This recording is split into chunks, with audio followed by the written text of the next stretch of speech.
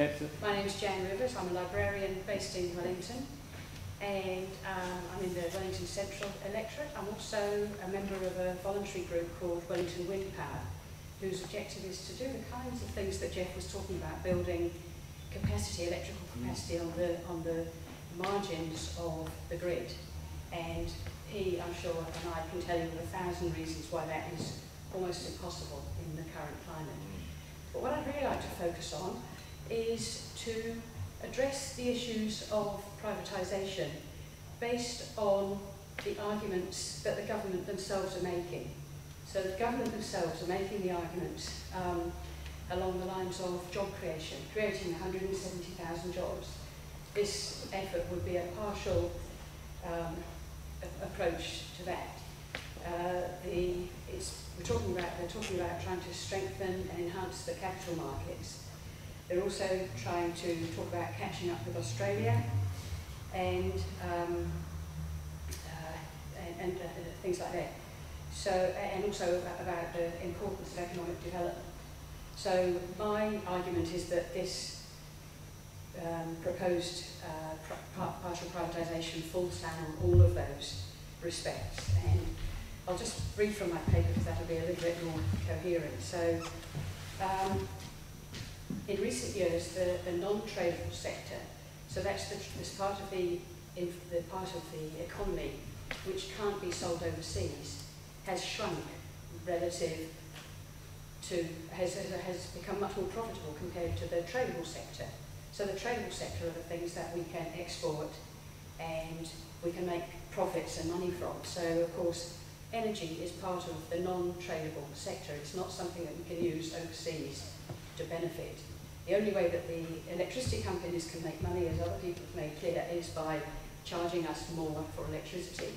So basically, all businesses, companies, individuals have a disbenefit if the cost of electricity is greater. And so investment in the non-tradable sector, the non-productive sector, serves only to make profits within New Zealand. It doesn't help us to be a trading economy. And I've been very influenced by the ideas of people like Sir Paul Callaghan, people like, I'm going to have to read this because I'm...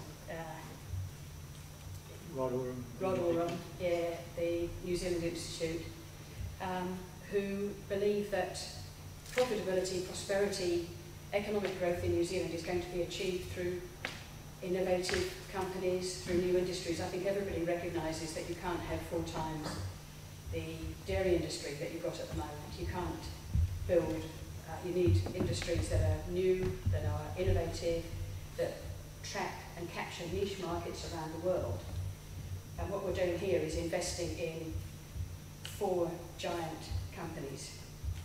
So government policy is important to achieve the objectives that the government want to do.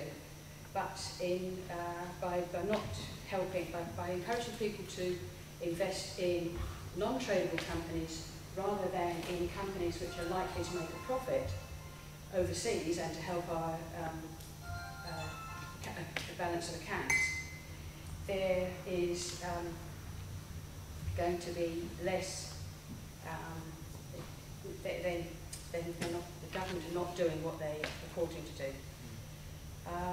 Government policy is important. In Germany, there's been over the last 20 years $1 billion industry which employs 120,000 people, and it was developed by government financial instruments in order to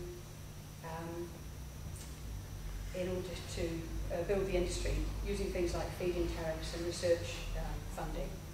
The German experience would lend weight to the view that research incentives like tax relief, feed-in tariffs, and the opportunity for private companies to partner with the big energy companies has assisted the growth of the export and tradable sector for photovoltaics.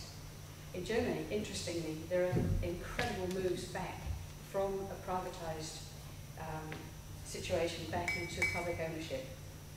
And